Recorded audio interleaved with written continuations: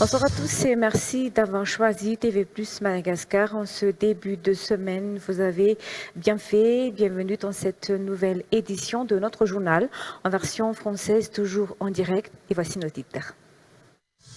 Les familles des victimes de l'affaire d'empoisonnement survenue à Mboumalaz ont finalement porté plainte. Plus d'un mois après, les familles ayant perdu des proches ou dont les membres se sont retrouvés hospitalisés à la suite de ces cas d'empoisonnement hésitent toujours à s'exprimer, craignant d'éventuelles représailles. 16 personnes victimes du cas d'empoisonnement alimentaire survenu à Mboumalaz sont déjà sorties de l'hôpital à Chiera, selon le rapport du ministère de la Santé publique après la descente effectuée par le ministre sur place ce samedi. 9 autres poursuivent encore leur traitement à la Chiera.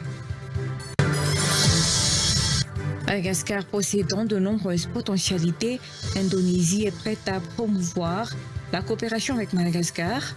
Le vice-président du Sénat, Nicolas Rabemananzar, qui assure actuellement l'intérim de la présidence du Sénat, a reçu les parlementaires indonésiens ce matin au Palais de Verre à Anoussi.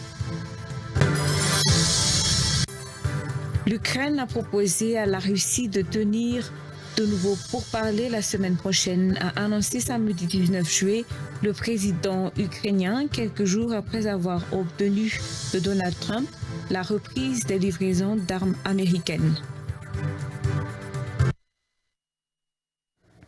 Les familles des victimes de l'affaire d'empoisonnement survenue à Mboumalaz ont finalement porté plainte plus d'un mois après.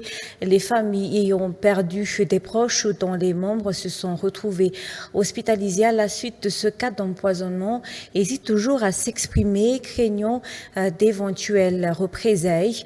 Afin de leur venir en aide, les conseillers municipaux de la ville d'Antananarivo, Clémence Arnérine et Barbara Kouarsou, leur ont apporté un soutien juridique en mettant à leur disposition des avocats pour engager des poursuites judiciaires. Ce jour, les familles des victimes ont été auditionnées par la brigade criminelle de la gendarmerie nationale à Fiadanan.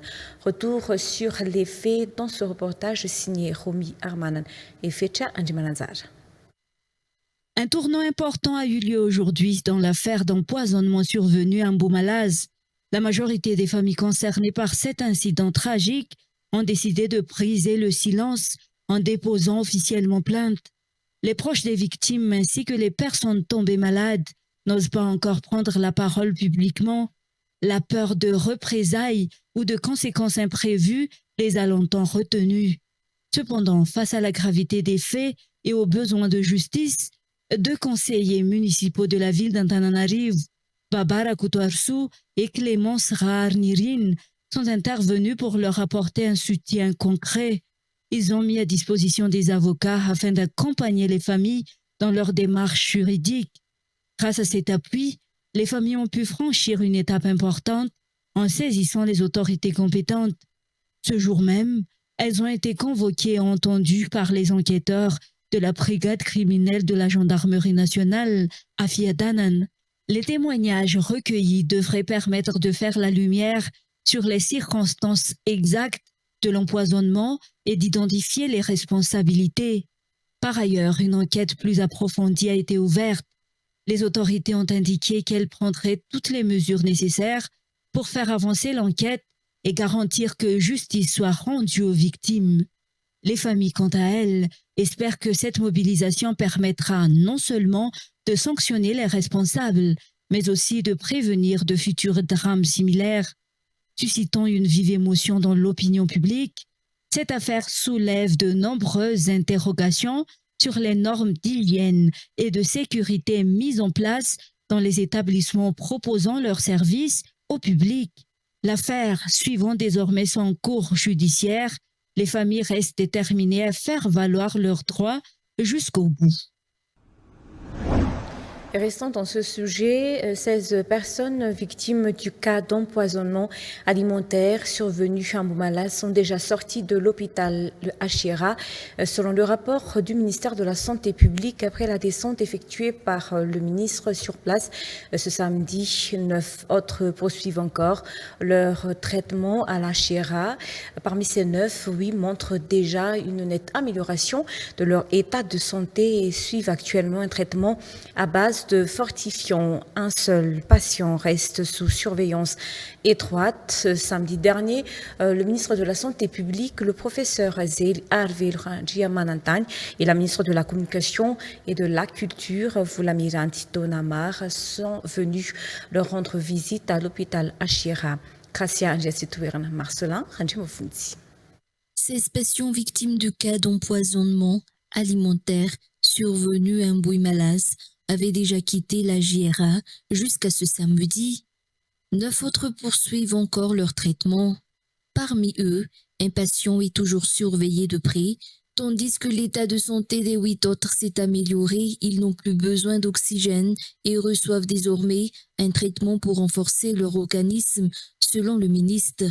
Le ministre de la Santé publique a précisé que les soins administrés répondaient aux normes requises en matière de traitement des cas d'empoisonnement alimentaire depuis l'arrivée des patients à l'hôpital. Il a également réaffirmé qu'il s'agissait bien d'un empoisonnement et non d'un cas de botulisme, contrairement à certaines rumeurs. Tous les symptômes observés lors de l'admission des patients correspondaient aux signes classiques d'un empoisonnement. Aucun n'avait les manifestations cliniques du botulisme. Le ministre a aussi indiqué que les résultats des analyses ont été transmis à la justice et ne seront pas rendus publics. Une procédure judiciaire est déjà en cours concernant l'incident survenu à Mbou-Malaz. Il a souligné que l'État reste aux côtés des malades et de leurs familles et que le ministre ainsi que certains membres du gouvernement leur rendent souvent visite. Il a également exprimé ses condoléances aux familles des victimes décédées. Ce samedi, ce sont le ministre de la Santé publique et la ministre de la Communication et de la Culture qui se sont déplacés pour visiter les patients encore hospitalisés à la JRA. Dans les actualités de ce jour également, 34 candidats au baccalauréat ont été absents pour la première épreuve de ce jour dans le centre d'écrit du lycée Gigi Rabiarvel. Éliminés d'office, ces candidats ne pourront plus se présenter pour participer aux prochaines épreuves. Par ailleurs, un escroc qui affirme avoir en sa possession les sujets au bac a été arrêté par les forces de l'ordre. Selon le rapport du ministère de l'Enseignement supérieur et de la recherche scientifique, à part cela, aucun incident majeur ne s'est produit pour ce premier jour du bac. L'appel des candidats pour la première épreuve du baccalauréat a eu lieu à 7 heures ce matin. La distribution du sujet de philosophie a exactement débuté à 7h30 pour le centre d'écrit du lycée Gigi Rabiarvel à Nalakil dans la capitale. Dans ce centre, 34 candidats ont été absents pour cette première épreuve. Immédiatement éliminés, ils ne pourront plus prendre part aux épreuves restantes, selon les informations émanant de l'un des chefs de ce centre. À part cela, les responsables des centres d'écrit ont été stricts en ce qui concerne la surveillance de chaque candidat pour éviter les fraudes et autres infractions qui nuiraient au bon déroulement de cet examen officiel.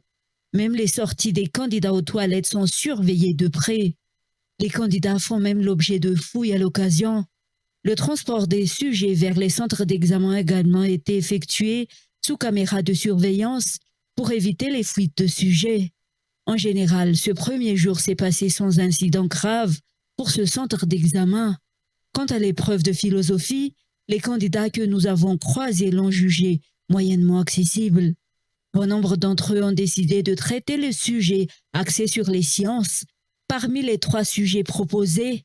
Par ailleurs, Un escroc qui prétendait avoir en sa possession tous les sujets de l'examen du baccalauréat a été appréhendé ce jour par les responsables du ministère de l'Enseignement supérieur et de la Recherche scientifique.